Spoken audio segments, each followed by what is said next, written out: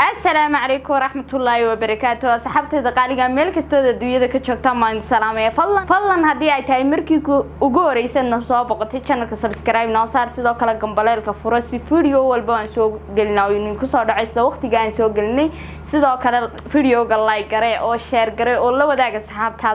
asxaabtay daqaaliga waxaan noo wadaa barnaamijkeeni aad horeba iiga barateen ee taxanaha ahaa ee had baanu kaga hadalno toddobaadka iyo waxa social media dhex carto waxaan idii wadaa barnaamijkeeni toddobaadkii social media kaasi oo aan kaga hadalno toddobaadka iyo hadba wixii social media lagaga dhex hadalhaya ayaana anaguna ama aniguna afkaartayda iyo aragtidayda iyo san u arko iyo fikirkayga iyo cabirkayga baan ka dhiibtaa يا عاو كوانك إنه صارين يا ربع عاو إنه صاول لفجرا يا ربع عاو إنه محن كورية سيته وجلا قبل مع المحن شليا ضرادة تيكو حتيا يا هل بالكهرباء سوشيال ميديا ساود عررسي الله يرحمه هنا بكر هذا بهنا بكر يد هنا بكر وحويان قبل يعني إن يوتيوبر هذا حيد أما بقى إمي كباه maxaa la yiraahdaa YouTube keeda waxay ku soo bandhigi jirtay waxyaabo run ahaantii aniga barwaaqi ay waxaan ku dhigay qalbigayga in niyadeydu ay diideen waxyaabaha waxa kamid ahaa inay tiraahdo inanba aabaheed kufsaday inanba adeerkeed kufsaday inan iyo hooyadeed baan u garqaaraya is haysta run ahaantii waxyaabo maskaxdeyda ka weynaaday weeyaan intii aana gabadha in sirteeda aan banaanka la soo dhigin aniga barwaaq ahaan markan daawaday waxaan is oran jiray qof kasta aqli leh iyo qof kasta fikirayaaba su'aasha isweydiin karaa waxaan is oran jiray barwaaqo ma dhici karto inuu aabaheed inaan kufsado mana dhici karto adeerkeed inuu inaan kufsado diinteena islaamkana meel ay kaga jirtaa waali iyo mirqa ma jirto run ahaantii waxaan is oran jiray gabadhan maxaa ka qaldan in YouTube ku kala kacsanaysa waayo imka dadkii YouTuberada waxyaabo aan maskaxda in aadanka aanay qaadan karin ay YouTube ka doonaan inay ku kala kacsadaan iyagoo qaar iska soo galaya iyagoo talent lahayn waayo YouTube ko ina soo gashay adigoo talent leh ama waxaad ka hadasho wada kadibna markay maskaxdaydii aan isweydiiyay gabadhan talo maxaa ka qaldan sideebuu inaan aabaheed u kufsan karaa maba dhici kartaba de qof kasta aqli leh qof kasta fikirayaan su'aasha aan isweydiiyay marka gabadha aan daawin jiray isweydiin karaa anigoo yaabsan oo fajaxsan ayaa maalmahan u dambeeyay waxa social media qabsaday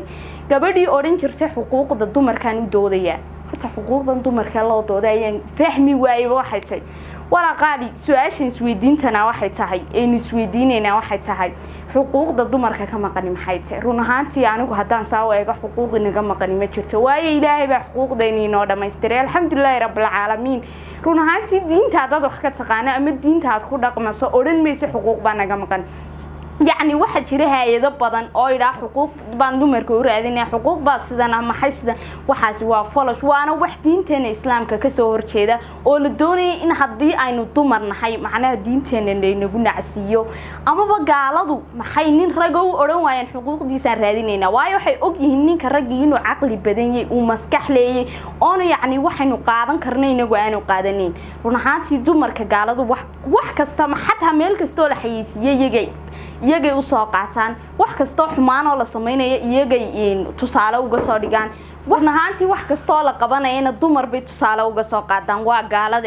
gaaladu run ahaantii dumarka waxyaabo aynaan degaranayn ayay ma garanaysaa tusaale uga soo qaataan iyagoo ka dhigay ninka ragii inaan waxyaabaha dumarka u sheegayaan aanu qaadan karin run ahaantii aniga rayhaantayda ama barwaaqo ahaantayda ismali xuquuq dumarka ka maqan ayaa jirta وانا mid xaqiiqa waayo ilaahay baa inoo dhameystiray xuquuqdeeni waxaynu raadinayna waxaynu doondoonanay iyo waxaynu kuwaalwaalana toona ma jirto iyadoo saatay gabadhii baan idii wadee gabadhani waxay tiri xuquuq baan dadka u doodaya iyo sidan iyo gabadh baa sidan aabaheed ku sameeyay waxa soo dhan waxay ahaayeen waxyaabo beena waxyaabo bugaanta oo naagtani maxaa la yiraahdaa ay doonaysay inay dadka ma garanaysaa been iyo balaayo ay ku akhrido iyadoo arinku halka maraya ayaa gabadhani waxa kale ku darsatay waa dad qalato run ahaantii waraysiya ama waxyaabo aan daawaday oo laga sheegay ayaa ku sheegtay markay dadka hadalso afkeeday ka qiratay noloshayda ma arag qof dhan oo weyn oo inta leeg oo intu dambi galay dambigiisa qiranaya isku cadeynay run ahaantii waa wax aad aad yaad loola yaabo aad yaadna looga khashaafo waxay tiri siyaabahan dadka caruurta ruuxadi jiray waxa kamid ah waxay tiri dhar jeexjeexan baan xidhan jiray kaba kala kaanan xidhan jiray kadib maxaan sameyn jiray bay tiri reerahan oran jiray intan dhagoole ku metelo filinka jaariyadan aan noqdo kadibna sidaas ayaan caruurta yaryar ku soo xadi jiray run ahaantii waa waxyaabo aad iyo aad iga yaabiyay gabadhani markii social media ku dhex jirtay Facebook fadhiday wax inaga inoo soo gudbinayso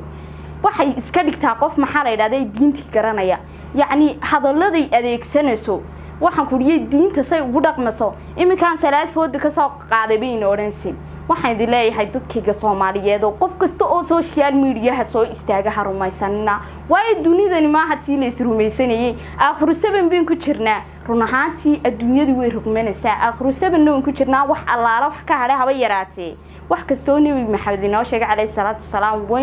waynu aragnay waana arkaysaa wax kasta oo lagu yiraahdo rumaysan wax kasta taa ka maqalkaana ka siida run ahaantii waxyaabaha la yaab kale ee gabadhani lagu arkay waxa weeyaan inay bishiiba meel bil walba ay 3 wadan ama 4 wadan wax ka badan tagto yacni madaxweynaha ayaan waxa sameyn karin madaxweynaha dhan ee wadan dhan xukuma ayaa waxyaabaha gabadhaas ku dhaqmaysa aan ku dhaqmi karin oo maalinba wadan aan ka duuli karin waliba daqiiqado maalmo toddobaad ay u dhaxeeyaan waxyaabaha la yaab kale ee gabadhan lagu arkay waxa weeyaan inay la saaxiibto amaba ay barato dadka dawladda ugu sarsareeya sida wasiirada oo kale ra'iisul wasaareyaasha oo kale iyo wax dadka adigu ay oran karto marka lagu qabto adiga waxbay ku tari karayaan run ahaantii waa wax aad iyo aad iga yaabiye dadkana waxay u doonatay u baranaysay waxay hayd iyadoo markay soo dhoofisay wadanka ka imanayso u soo qaadi jirtay moobilo qaaliya moobilo iPhone waxaan ku dhigay laptopno iyo waxyaabade ma garanaysaa ay dadkan ku soo xiro gashan soo isleeday maanta ma garanaysaa lagu qabto ha ka difaacaan maadaama ay ku jiraan dawladii run ahaantii gabadhan aad iyo aad baa aniga iga yaabisay waa gabadh wax kasta oo sheegaysa ay been yihiin wax iskii keenigi jirta sheekad wax iskii keenigi jirta qof diinta aad wax uga yaqaana dad badan baa ku xidhnaa balse laakiin waxa la soo bandhigay on arkay sawiro yacni hadaad aragtaan ad ka khashaafasaan badankiinu kale waad aragteen on ka yaqyaqsooday inaan halkan idin ku soo gudbiyo ama idin soo dhig aad iyo aad aan uga yaqyaqsooday waa qof weyn oo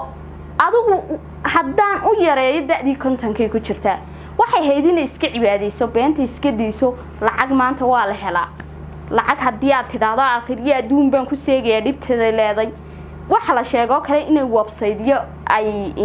gaalo kula shaqaysatay jiraan oo hablaha yarinta fiidiyoyo qaaqaawan ka duubto ay waxyaabaha ku soo bandhigto run ahaantii waa waxyaabo aad iyo aad iga yaabiye maskaxdayduna ay qaadan kari weeday balse laakiinse gabadhaas markan arkayay waan fahansanaa ama waan dareensanaa inay wax ka badan ba soo wado asxaabteeda qaaliga barnaamijkeeni toddobaadkii social media aan kaga hadlayay gabadha caawintaas aan idinku soo gabagabeynaya waxaan idinkaga tagayaa inta barnaamijyada kala ku kulmi doono wassalaamu calaykum waraxmatullaahi wabarakatuh